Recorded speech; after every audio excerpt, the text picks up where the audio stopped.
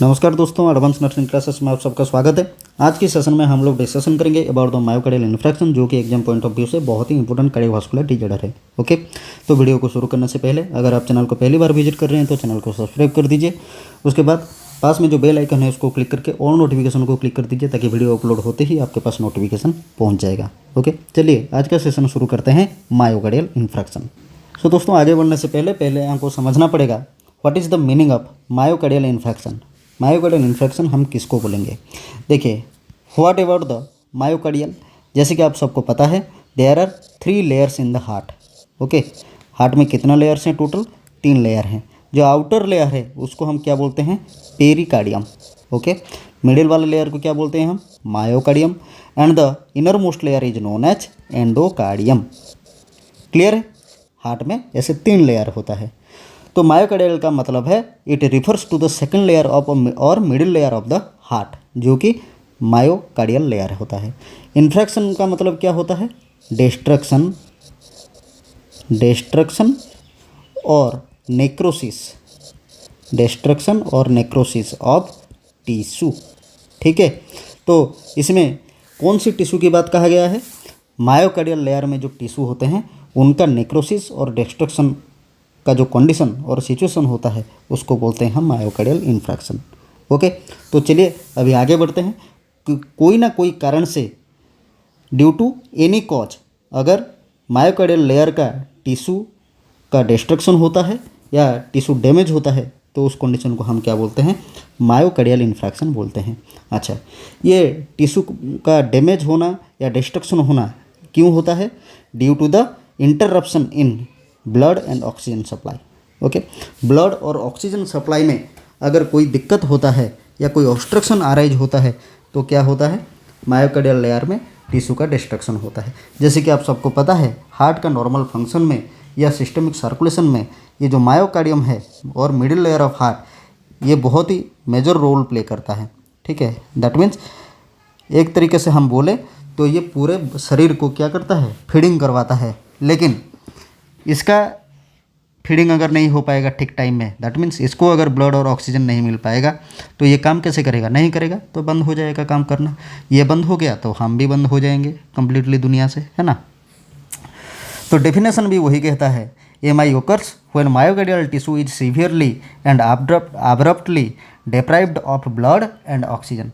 जब myocardial layer blood और oxygen की सप्लाई से वंचित होता है, दैट मीन्स इंटरप्शन हो जाता है, ऑब्स्ट्रक्शन होता है किसी कारण से, तो क्या होता है? मायोकार्डियल टिश्यू डैमेज होता है, उसका डिस्ट्रक्शन होता है। उस कंडीशन को हम क्या बोलते हैं? मायोकार्डियल इन्फ्रैक्शन बोलते हैं।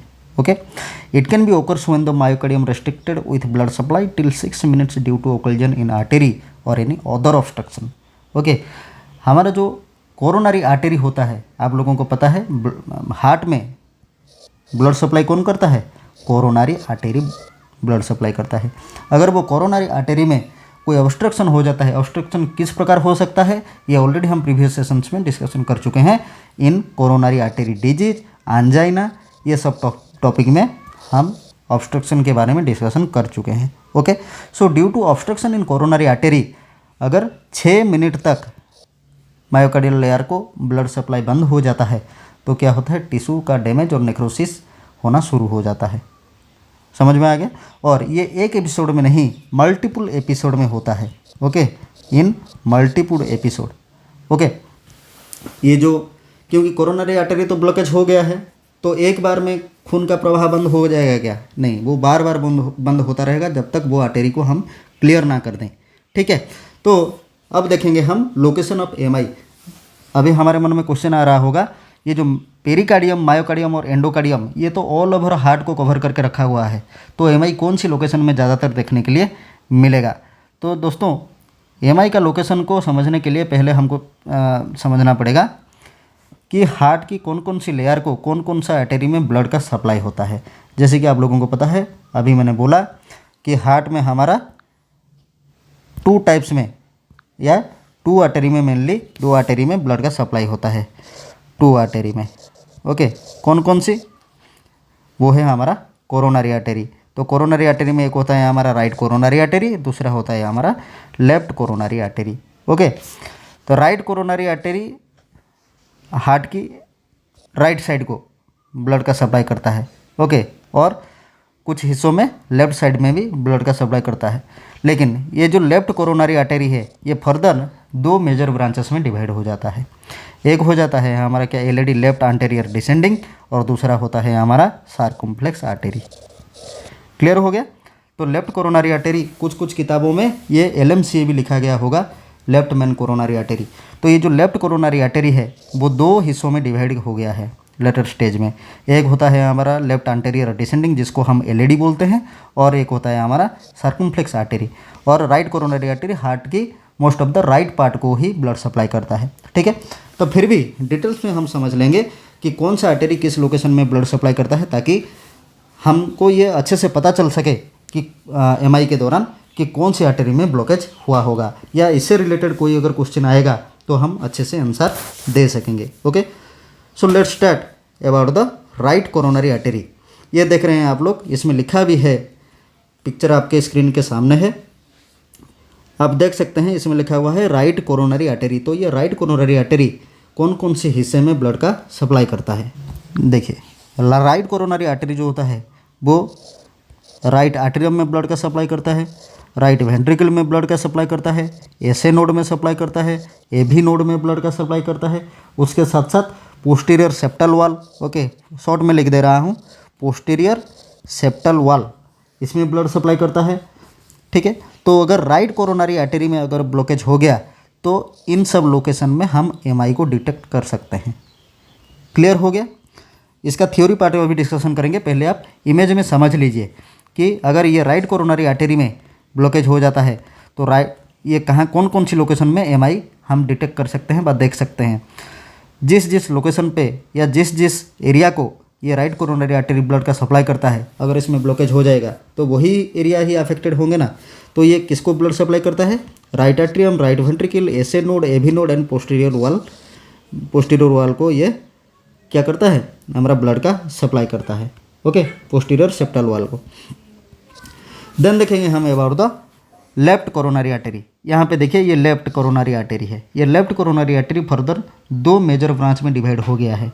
एक हो गया हमारा एलएडी, ये हो गया हमारा लेफ्ट एंटीरियर डिसेंडिंग। डिसेंडिंग का मतलब क्या है, यहाँ पे देखिए ये पिक्चर को या आर्टरी को पहचानने के लिए सबसे अच्छा तरीका है इसका जो वार्ड है। डिसेंडिंग का मतलब क्या है, जो नीचे की तरफ जाता है।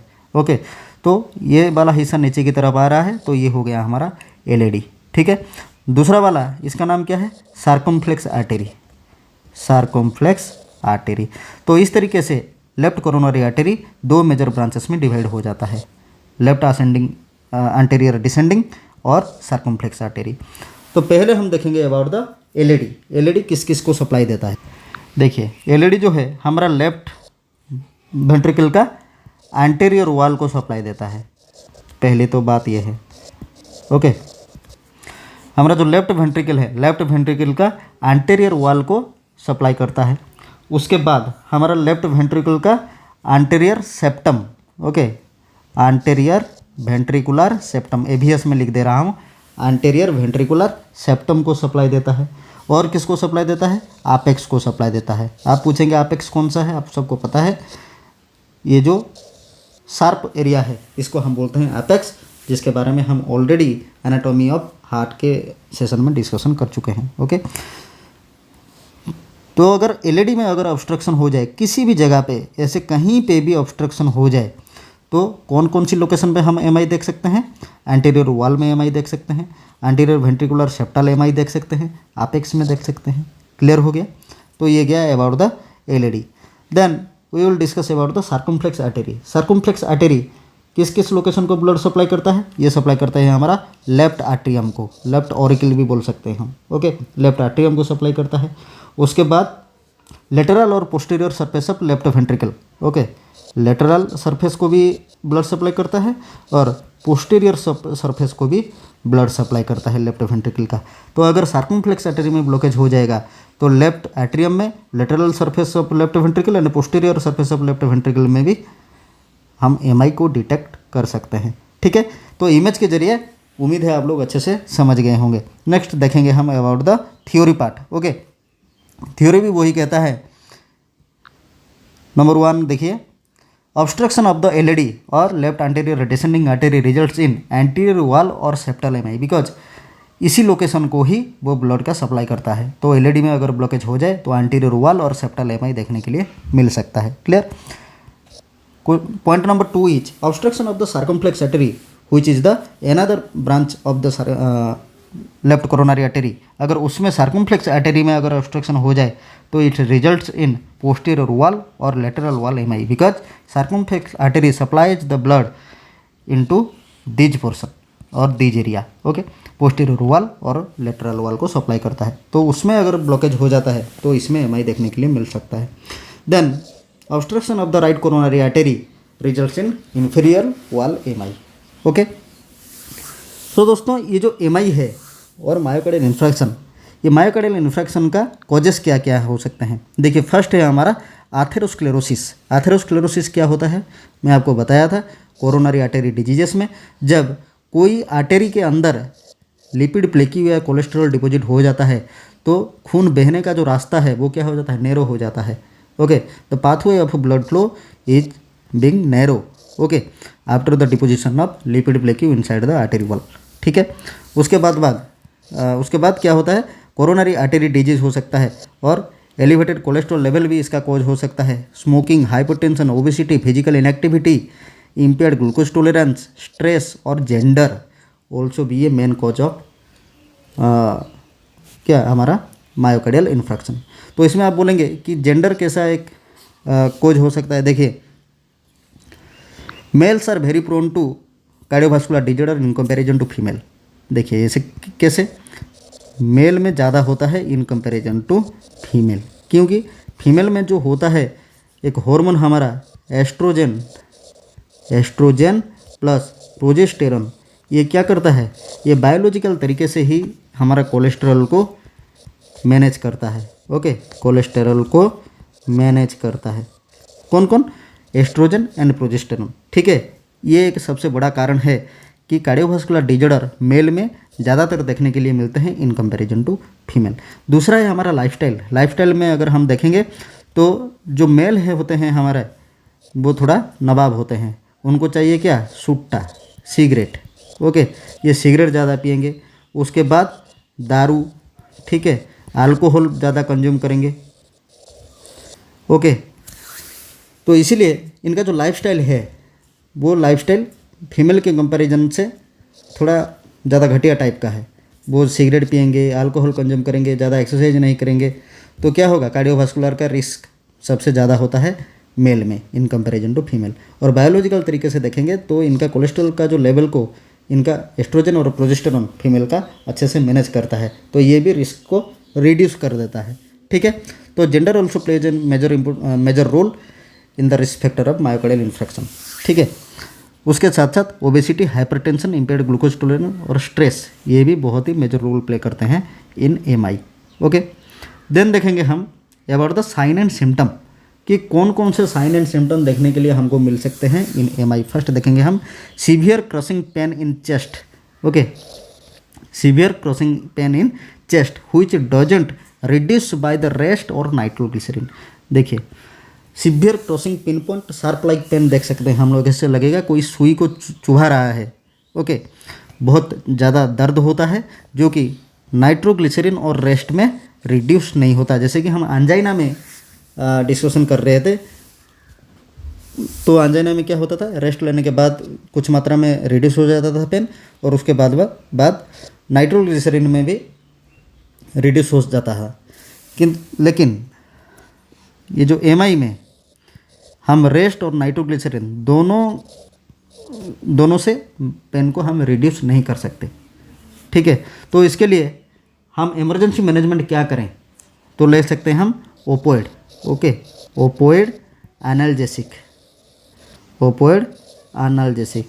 कौन सी ओपोइड एनाल्जेसिक हम ले सकते हैं, दैट इज मॉर्फिन। क्लियर, क्या है वो, मॉर्फिन। ठीक है, अगर पेन नाइट्रोग्लिसरीन में भी कम नहीं हो रहा है, रेस्ट लेने के बावजूद भी कम नहीं हो रहा है, तो उसमें पेशेंट को तो बचाना पड़ेगा ना भाई। कैसे हम उसका मैनेज करेंगे, पेन का मैनेजमेंट कैसे करेंगे, तो उसमें उस कंडीशन में हम लोग क्या प्रोवाइड करेंगे, ओपोइड एनाल्जेसिक प्रोवाइड करेंगे। ठीक है, तो ओपिड एनाल्जेसिक जैसे कि मॉर्फिन एडमिनिस्टर करके हम पेशेंट की पेन को रिलीव कर सकते हैं। उसके बाद जो पेन होगा वो कहाँ से स्टार्ट होगा, चेस्ट से स्टार्ट होगा और रेडिएंट करेगा कहाँ पे, पहले तो लेफ्ट शोल्डर में, ठीक है। उसके बाद नेक, जो left arm and four arm तक रेडिएंट करेगा। ओके, ये जो पेन है ये स्टार्ट होने का सबसे अच्छा टाइम कौन सा है, अर्ली मॉर्निंग। ओके, सुबह सुबह ही दर्द स्टार्ट हो जाता है और it can be last up to 30 minutes और लॉन्गर। ओके, एक बार अर्ली मॉर्निंग में ये पेन अगर शुरू हो गया तो ये 30 मिनट या उससे ज़्यादा समय तक रह सकता है। क्लियर है। तो this is a important point for exam.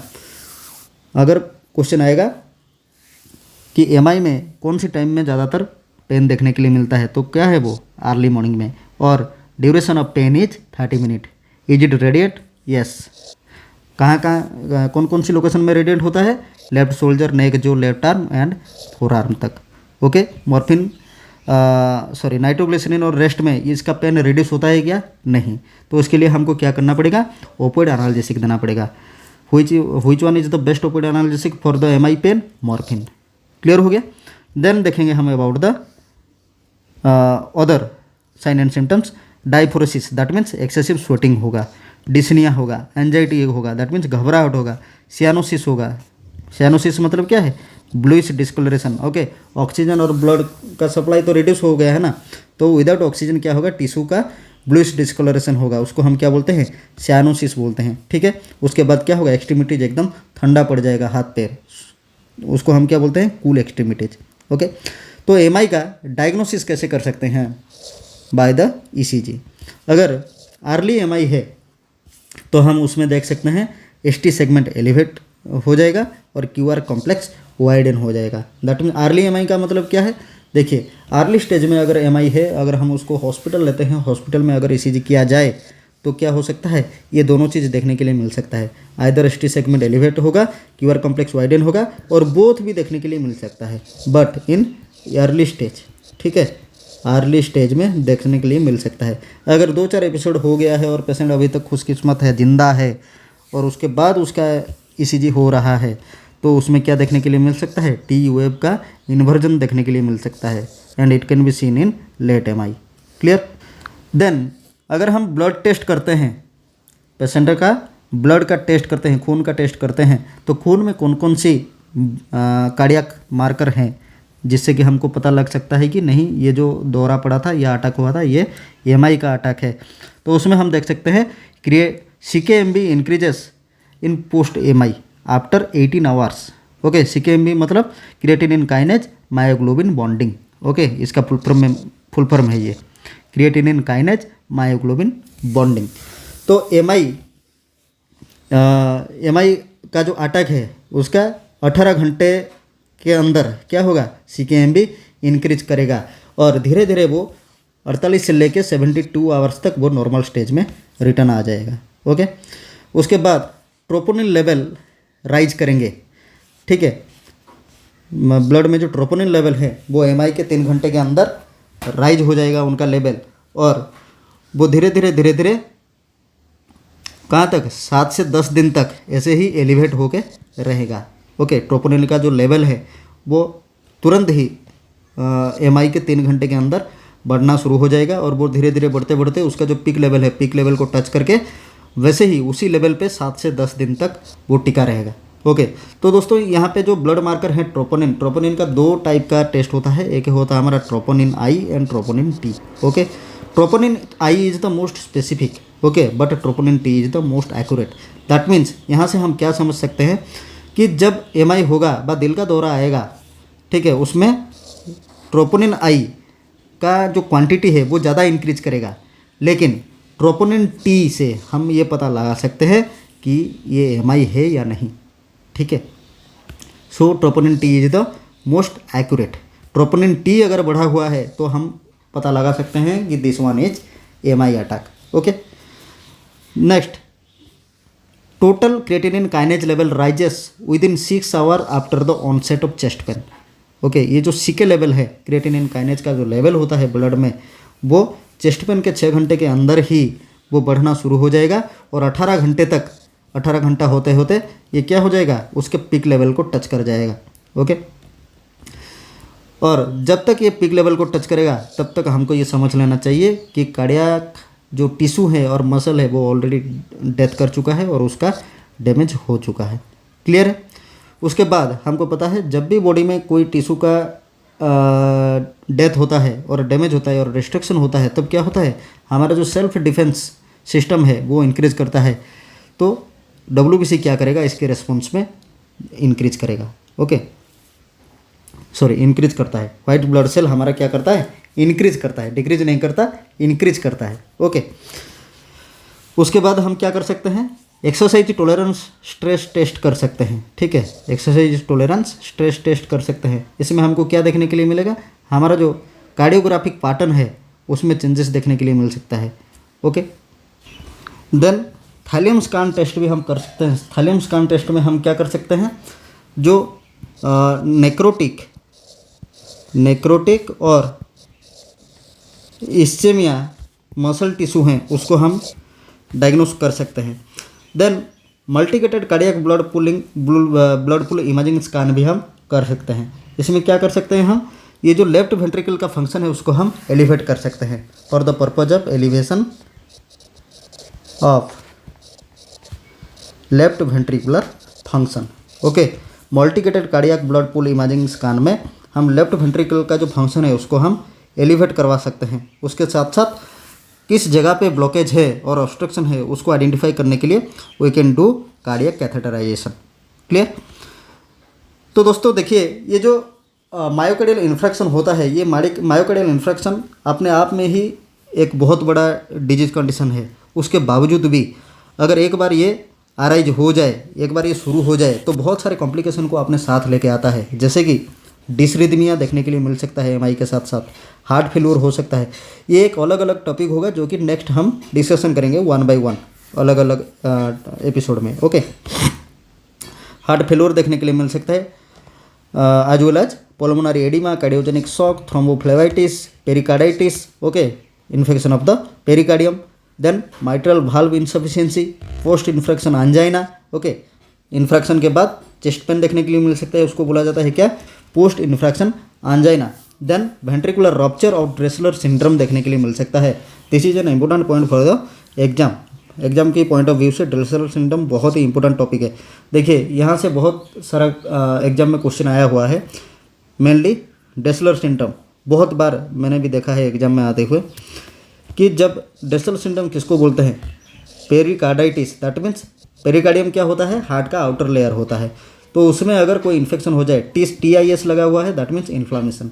तो inflammation of pericardium is known as pericarditis. Okay, तो जब पेरिकार्डाइटिस होगा और उसके साथ साथ पेरिकार्डियल एफ्यूजन, ओके, पेरिकार्डाइटिस और पेरिकार्डियल एफ्यूजन, ये दोनों जब एक साथ दिखते हैं तब क्या कहलाता है, ये कंडीशन ड्रेसलर सिंड्रोम कहलाता है। ओके, ये बहुत ही इंपॉर्टेंट पॉइंट है in exam point of view. Okay, then देखेंगे हम इसका मैनेजमेंट में पहले we will discuss about the medical और emergency management of myocardial infarction. तो इसमें एक टर्म याद रखिएगा, मोना। ओके, कोई छोरी का नाम नहीं है, ये मेडिसिन है। Okay, MONA, M for morphine, O for oxygen, N for NTG, that means nitroglycerin, and A for aspirin. MONA is the emergency management और medical management of MI। Okay, MONA के जरिए आप क्या कर सकते हैं, MI पेशेंट का जान बचा सकते हैं। मॉर्फिन क्या हो गया, ओपोइड एनाल्जेसिक हो गया, क्योंकि इसको देना ही पड़ेगा बिकॉज रेस्ट और नाइट्रोग्लिसरीन में MI का पेन रिड्यूस नहीं होगा। उसके बाद पेशेंट को डिस्निया होगा, dyspnoea means difficulty in breathing, तो उसको रीब्रीथ करवाना पड़ेगा बाय प्रोवाइडिंग ऑक्सीजन। ओके, उसके बाद नाइट्रोग्लिसरीन हम दे सकते हैं और एस्पिरिन देना ही पड़ेगा, क्योंकि देखिए जब क्लॉट होता है, थ्रोम्बोफ्लेबाइटिस, हमने कॉम्प्लिकेशन उसका डिस्कशन किया, तो वो थ्रोम्बोफ्लेबाइटिस को रिड्यूस करने के लिए क्या देंगे हम, एंटीकोआगुलेंट देंगे, और एंटीकोआगुलेंट क्या है, एस्पिरिन। ठीक है, तो एस्पिरिन भी हम दे सकते हैं। तो इसको याद रखिएगा, Mona is the emergency management of myocardial infarction. ठीक है, उसके साथ साथ हम थ्रोम्बोलाइटिक थेरापी दे सकते हैं with in the first 6 hour of the event. जब चेस्ट पेन शुरू हो जाएगा उसके 6 घंटे के अंदर ही हम थ्रोम्बोलाइटिक थेरापी उसको प्रोवाइड करेंगे। ओके, अगर पेशेंट हाइपरटेंसिव कंडीशन में सफरर है तो हम उसको क्या देंगे, ACC नहीं, ये ACE है, ओके। एस इनहिबिटर देंगे, okay. Angiotensin converting enzyme inhibitor देंगे। उसके बाद बीटा ब्लॉकर देंगे और आर्ब्स इनहिबिटर दे सकते हैं, ओके। उसके बाद CCB that means calcium channel blocker, इसको हम प्रोवाइड कर सकते हैं to treat the hypertensive condition, okay. उसके बाद अगर डिस्निया हो रहा है पेशेंट को तो हम क्या प्रोवाइड करेंगे, सेमी फाउलर पोजीशन उसको प्रोवाइड करेंगे, ठीक है। ये हो गया हमारा पोजीशन और मेडिकल मैनेजमेंट और emergency management of MI। Then surgical management वही सेम है एज यूजुअल, एंजाइना और कोरोनरी आर्टरी डिजीज, PTCA करेंगे हम, कोरोनरी आर्टरी स्टेंट देंगे और CABG करेंगे, okay, coronary artery bypass grafting. Clear है? तो दोस्तों this is all about the MI। उम्मीद है आप लोगों को अच्छा लग रहा होगा। अगर अच्छा लगा है वीडियो को एक बार लाइक कर दीजिएगा, चैनल को सब्सक्राइब कर दीजिएगा और फ्रेंड लोगों के साथ शेयर कर दीजिएगा, ओके। फिर मुलाकात होगा और एक नया टॉपिक के साथ। Till then take care, bye bye.